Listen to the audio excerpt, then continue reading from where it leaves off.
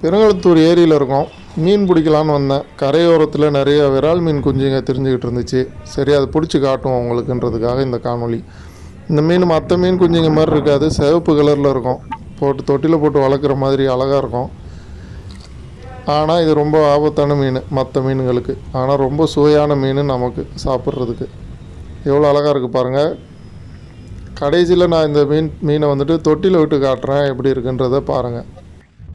இது ஒரு மீனும் 2 கிலோ 3 கிலோ வரைக்கும் வளரக்கூடியது. இது ரொம்ப குஞ்சு, எப்படியும் 1 வாரம் அப்படி தான் இருக்கும் இந்த மீன் குஞ்சு பொரிச்சு.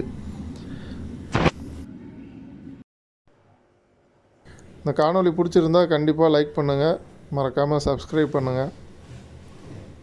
நன்றி, வணக்கம்.